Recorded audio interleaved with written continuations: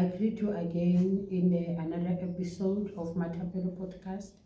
I will also like to thank our viewers who always subscribing, liking our videos, and also sharing it. We are going to continue with our Snonofo's testimony. But first, as we always do, we will open with prayer and we will share the scriptures. So I like to say a short prayer before we read the scriptures. Papa ka lebitso la Jesu Kristo wa Nazareta, as we are about to begin the new chapter again, Modimo ka lokileng, I speak for protection in the mighty name of Jesus. When the enemy comes like a flood, the Spirit of the living God will raise up the standard. For Father, we are the head, not the tail. We render the devil powerless in the powerful name of Jesus. Thank you, Holy Spirit. In Jesus' name, amen. Amen. As we continue, we will read the scripture. The scripture for today, we're going to read in the book of 1 John, chapter 4, from verse 1. Okay. Beloved, do not believe every spirit, but test the spirits, whether they are of God, because many false prophets have gone out into the world. By this you know the Spirit of God. Every spirit that confesses that Jesus Christ has come in the flesh is of God. And every spirit that does not confess that Jesus Christ has come in the flesh is not of God. And this is the spirit of the Antichrist, which you have heard was coming, and is now already in the world.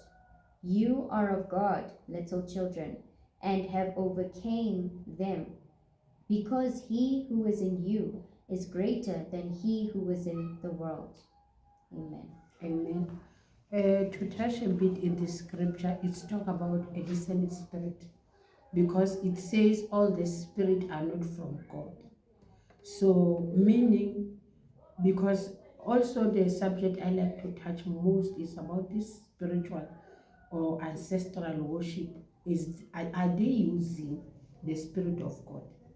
But then we are not there, as we are still helping people who are worshiping sangomas, who are worshiping all those kinds of spirits that you don't know where they come from. Pray to God so that He can give you a discerning spirit. Amen. Amen.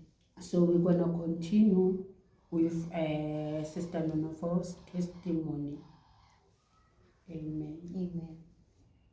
So, Mema Tapelo, on this episode, I just want to speak about the massages, the part of what I studied. Yeah. Because a lot of people are in that industry, Yes, and then they are very confused. true. What is this woman talking about, So I really want them to discern, just as you have said, that there are a lot of people that, will try and confuse the children of God, but you should know the Spirit. If you have the Spirit of God in you, you will be able to discern. So I'm just going to explain a lot of things that were done in the course that I studied. So I'll just explain it the simplest way for someone who saying I have no idea about these things, but I've written a couple of notes here. I think I will start with Reiki massage. It's Reiki. So Mema Tapelo, this massage, right, is a very complex massage, because in this massage you don't touch the person's body. The one that I know is you do not massage the person's body. But there's other people that perform Reiki that do touch the body. So with Reiki massage, your hands are hovering over the client's body. You're not touching the person. But it is also mixed with meditation, because as the person is lying there, you are now in full control of the body. I want you to remember. So the person lies on the massage bed, and then the therapist will then just hover over the person, your hands, but you're not touching the body, so you're not in direct contact with the body. But what I want to raise into people's minds is, even as you are hovering over the person's body and meditating, there's things that is happening to this person's body. I remember there was once a lady, and there was like steam, almost like mist coming up from her body. And some of them, they will get mucus coming out of their nose. There will be excretions of the body. And what they say is happening is that trauma is being released from the body. But what I want people to ask themselves is, if we're saying there's only two spirits, there's the spirit of truth, which is of God, and then there's the spirit of error, which is of Satan. What spirit are we using while we're performing Reiki massage? Because there's no way where this practice involves Jesus, where it involves God. It just involves other things, you know, which I want to explain to other people so they truly understand it. So Reiki practitioners, they use a technique called palm healing or hands-on-hands healing, through which, according to the practitioner, we use universal energy, which is, what is that? What is universal energy? It's so vague, the terms that they use. What is universal energy? You know, they never explain what is universal energy, but this is what you're using as a practitioner. So as a practitioner, I'm now using universal energy, and it's being transferred from my palms to the client. What is being transferred, you know? And these are so vague, the way they say it. You never take time to think about, wait, what exchange is happening here? You know, and I want people to understand the significance of that, because as this is your temple, Mematape, you cannot allow anyone to just lay hands on you. Do you understand? Because you do not know the spirit that the person is now in, you know. And if this industry is not of God, then clearly the spirits being used in it is not of God. So now I'm touching you and transferring those energies unto you, as they explain here. So they say it is to encourage emotional and physical healing. So healing is a key word they use a lot in these things, but it's not really healing, you know. Reiki is a divine energy of the universe, which the healer channels. So the healer channels it, and the life force energy is transferred. So the most common experience is almost an immediate release of stress and a feeling of deep relaxation. This is according to what they teach us. So they say Reiki is cumulative, and even people who don't notice as much the first time usually have progressively deeper experiences if they continue. So these are now the supposed benefits of Reiki. They say it's to increase your energy levels, it's for personal growth and development, to increase your mental clarity, it's for emotional healing and stability. They say it relieves chronic pain, and it helps with the reduction of stress. Now they say it creates a peace of mind, body, and soul, you know. So that is very interesting, and it's based on the principles of balancing and clearing your chakras. Now, for someone who's saying, I don't know what a chakra is, I want to explain how demonic chakras truly are. Now, if you look at a picture of, I would advise for people to just Google it, and just Google the word chakras. And then you will get the picture of the person sitting in the posture of, you know, meditation posture. And then they will show you what the chakras really mean. It's not of God at all. You have your crown chakra, which is aligned with the spinal cord and the brain stem. So that is the color violet and white. That is how it's depicted on the picture. Then you have the third eye, which is yellow, and that goes with your eyes, the pituitary glands, the pineal glands, and the brain. So then you get your throat chakra. It's from the respiratory system, all areas of the mouth, including the tongue and the esophagus. You have the heart chakra. Now understand how these things it doesn't even go aligned with the word of God, but this is what you get taught. You get the heart chakra, it aligns to the heart and the lungs. The solar plexus chakra is the intestines, the pancreas, the liver, the bladder, the stomach, and the upper spine. And then you get the sacral chakra, which they align with the bladder, the prostate, ovaries, the kidneys, the gallbladder, the bowel, and spleen. And then you get the root chakra, which is the testes, the kidneys, and the spine. So Reiki is a traditional therapy with its roots in Buddhist and Eastern traditions. Buddhist and Eastern traditions. So now you're saying, I'm a Christian, I'm in this field, but what you're practicing is from the roots of Buddhism and Eastern traditions, which they serve their own gods.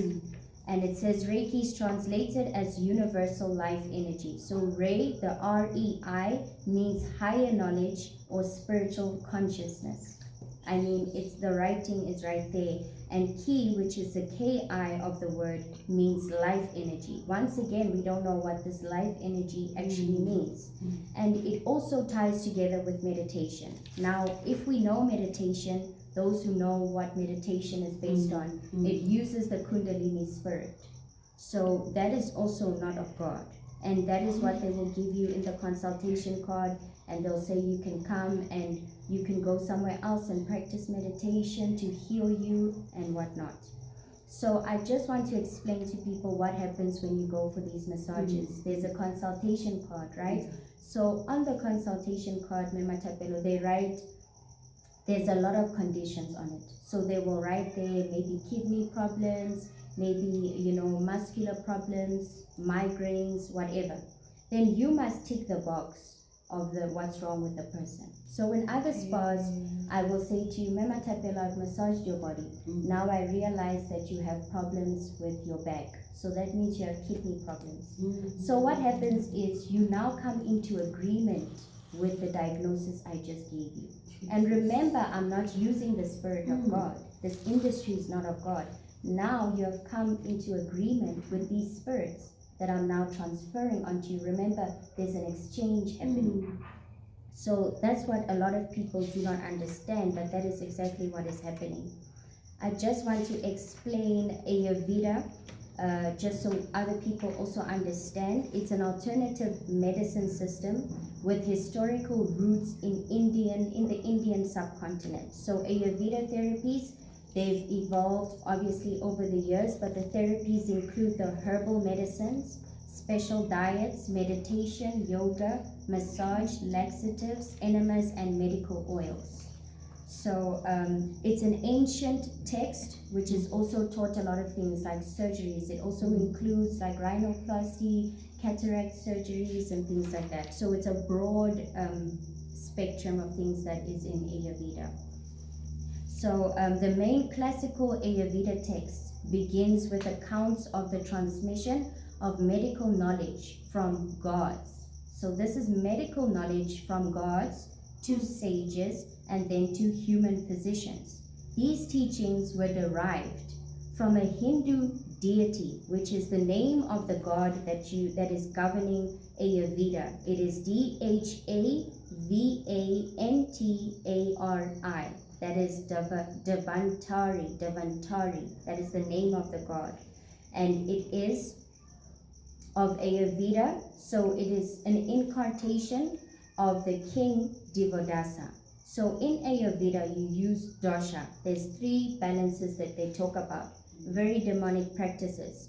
They use vata, pitta, and kapha. So these are basically just terms to explain a balancing. It's almost like chakra, but a different kind of way that they talk about balance of energies. So they say the balance of each is thought to result in health. Now I want to speak about this Lord Davantari, who is the god of Ayurveda. It is the god of Ayurveda. He is considered an incarnation of Lord Vishnu. Now, if you read here, this has nothing to do with Jesus. He is known as a divine doctor and the father of Ayurveda. So he is depicted, if you search the name, you'll see the god itself. It has 4 arms and it's holding a pot of nectar and then an insect and sometimes a scripture book. And the scripture book is not the Bible. It's not the Bible. And then I move on to aromatherapy. Now, aromatherapy, a lot of people do not understand aromatherapy because they say, but it's derived from plants. Yes, it's derived from plants the very same way that muti is also derived from plants, but it's the spirit that is being used. You understand? So it involves the use of the oils. You massage them onto the person's body. So what's interesting about aromatherapy is you must align it with a specific ailment and condition that someone has. So you don't just start applying oil and massaging. There you are speaking about what is wrong with the person. The person is also divulging information and saying, I have a foot problem, I have a problem with this. and you are also marking on the consultation chart. So what is interesting is some people say, no, we don't diagnose the client. You are diagnosing by marking, and the person is also surrendering by lying on the bed. That is a form of surrender. That is why even when we go to these traditional healers, we bow. We must bow. You cannot stand while they do those things. It's a form of surrender. So aromatherapy involves the therapeutic use of essential oils. So many claim that aromatherapy can help with a range of health issues. Now this is all part of the deception, right? So it's a holistic healing treatment that uses natural plant extracts. So it works through the sense of smell and skin absorption. And then essential oils are usually can be used in the form of diffusers, aromatic spritzers, inhalers, bathing salts, body oils, creams or lotions for massage or topical application, in facial steamers. So even in facials, they can add the oils in there, the hot and cold compresses, and your clay masks, they can use it. So there are thought to be many precautions when you use aromatherapy, and they say you cannot, you should be aware of these precautions, especially if you take prescription medicine. Now the god of aromatherapy, his name is Neferutim, that is Nefertum.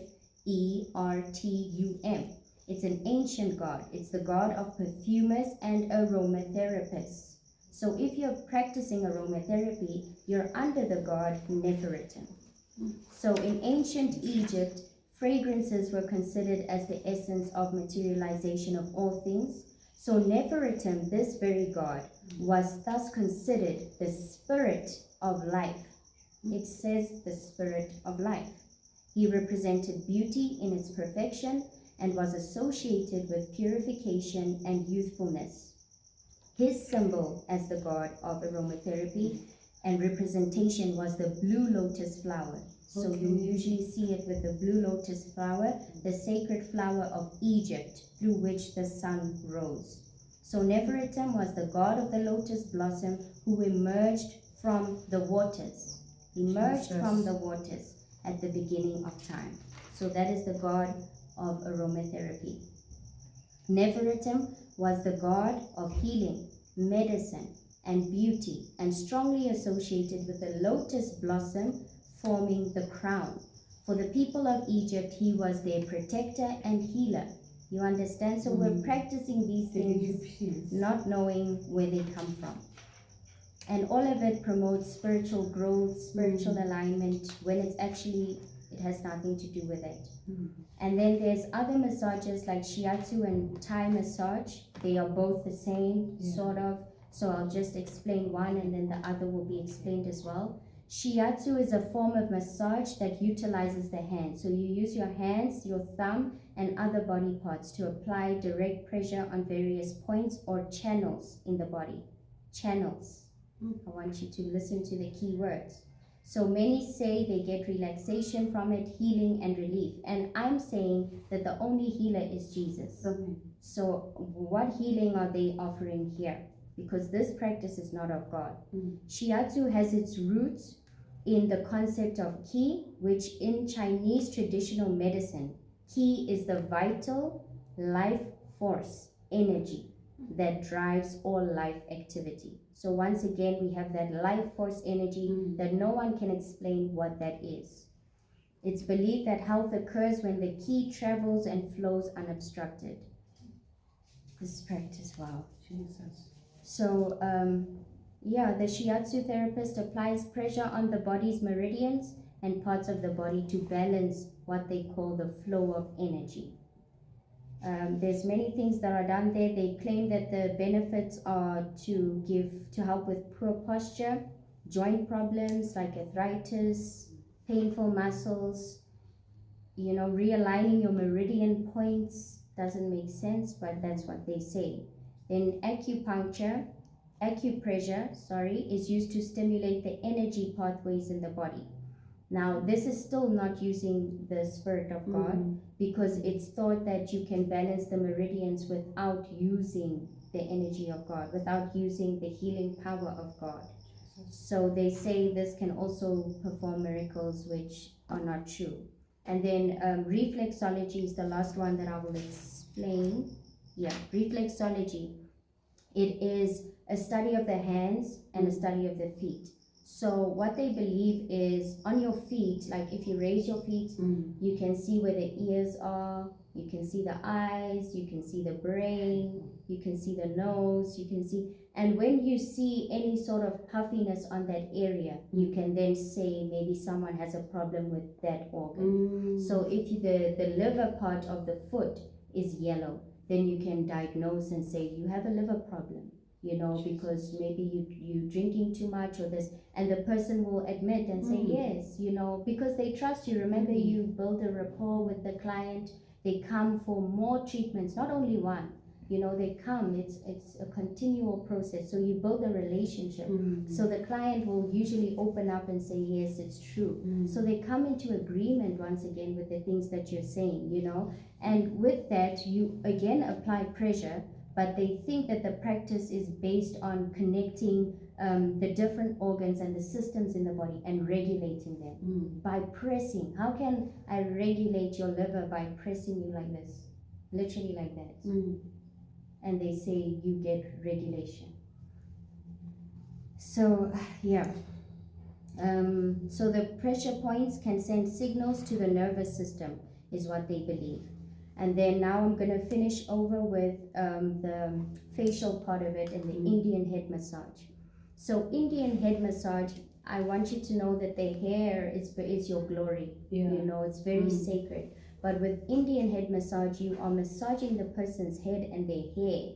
You know, you are touching and coming into contact with their hair, and it's said that you're releasing a lot of endorphins and hormones. You know, you're giving that person a relief and a sense of release of, you know, heaviness. So you will then do that.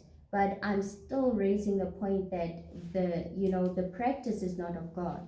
So the spirit's being used behind it. I'm massaging your head, but what is happening there?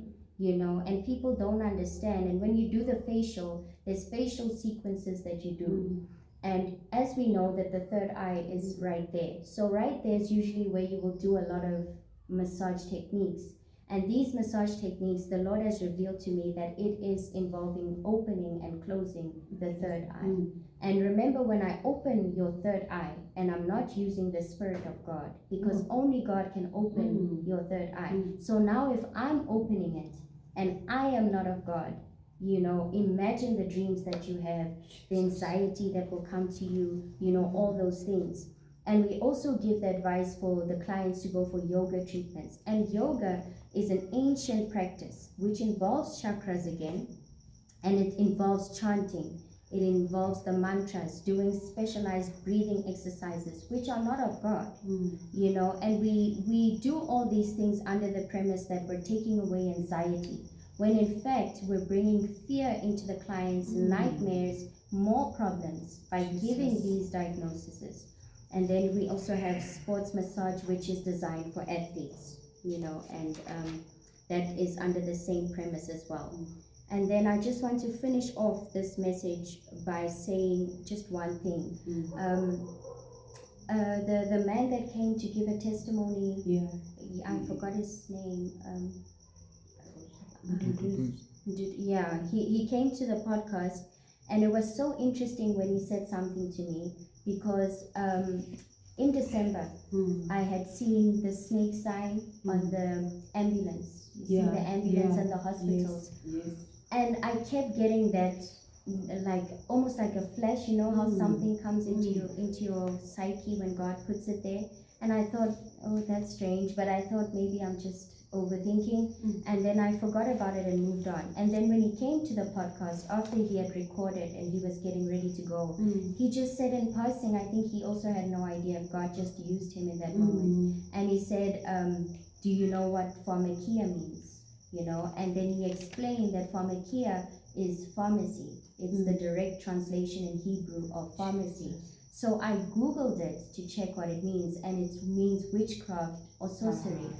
So I'm gonna debate that for the person that's saying, you know, we don't give a diagnosis in somatology. we don't give it, but we send them to doctors. So, but still, the word of God is still saying that the word pharmacy is a direct translation of witchcraft and sorcery.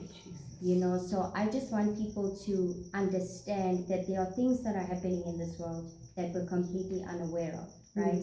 Because things are being done in the spirit. So that stuck out to me when you said that, because I thought, wow, I got my answer about why is there a snake on the wall of on the back of the ambulance and in the hospitals. You know, it is very strange. So I just want to finish off by saying, you know, the world is an illusion. Yeah. So that is why God calls us out of the world, and He says we are to be set apart and not be like one with the world, because there's a lot of secrets that are hidden, you know, in the world. And especially with this practice, you know, it's under the premise of healing and divine, you know, healing and all that, and it does none of that. It does none of that. And this is the Western side of how the devil ensnares, you know, the children of God. And it also goes hand in hand with the crystals, the candles. And, you know, I just want to add also with the astrology, the zodiac signs. You know, you find people saying, my star sign is this. They have no idea what they actually are going into. They're watching the tarot card readers and they're telling you spirit is saying next week this will happen. God is not pleased with things like that. You know, I remember one day I was started to be attracted to Facebook. And then as I was, you know, searching, I came to where they say my star, who is my star, because I was born in January, and they said I have angel that can tell me about, it's Aquarius. Yeah, they say Aquarius.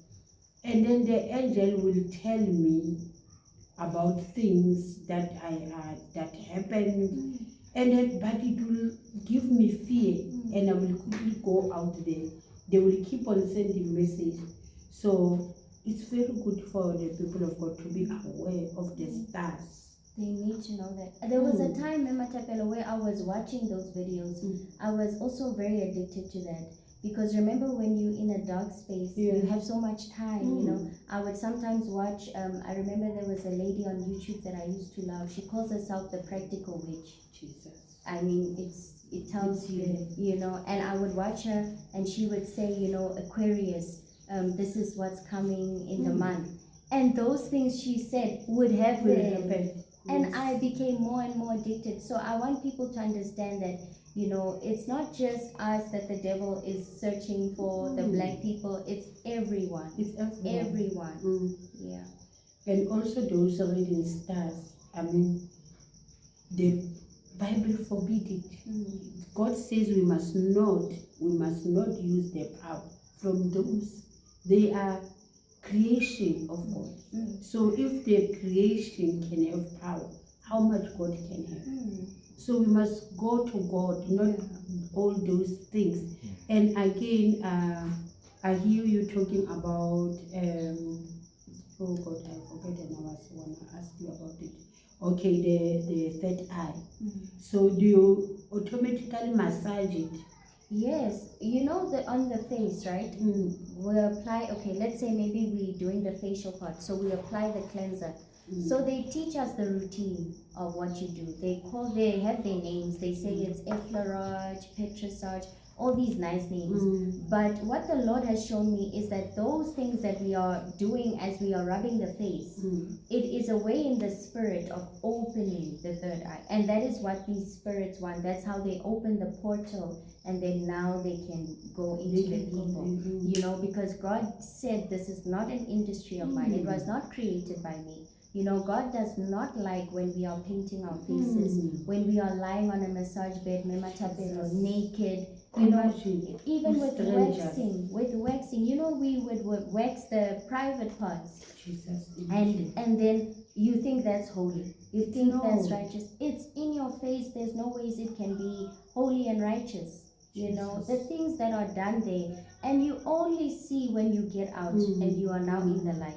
But when you're there, that's why I'm very patient with the people in that industry, because they are saying, no, we don't do that, we don't, but they don't understand it's in the spirit, you know. So these things are very dangerous.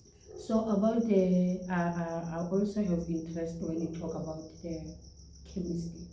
Because someone will say, no, I don't go to doctors, I'm just going to buy medicine in the chemistry.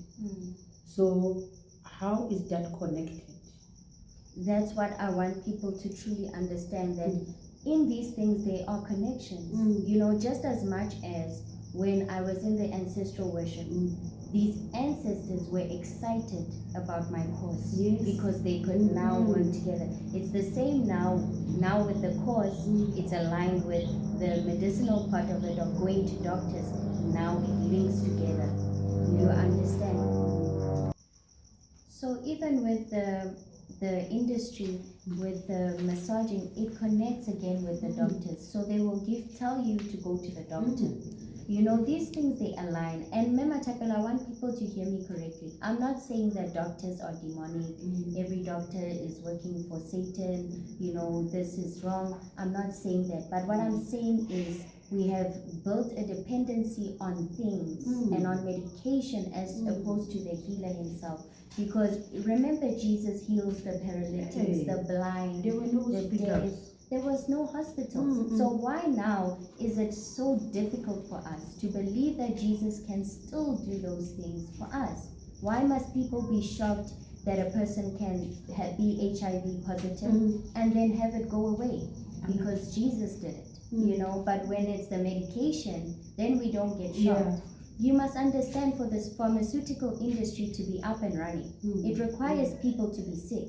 So if that is the industry, will they really want everyone to be healed so that no one can come to them? Because it's a medication, to be honest with you, that is causing you to get sicker and sicker.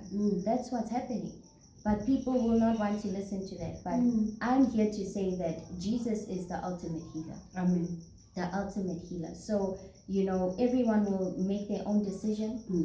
If you want to use medication, use medication. But know that you are using something that, you know, it's against the word of God. The word of God. Now I want to tell them straight, it's against the word of God.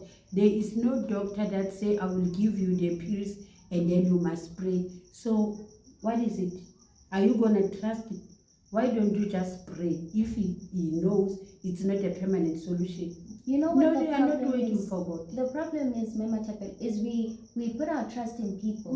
You know, we trust the person but not God. Why do we trust the doctors? Is it because they've studied all these years? So now we're going to put our faith in them. How about God studied them how many years?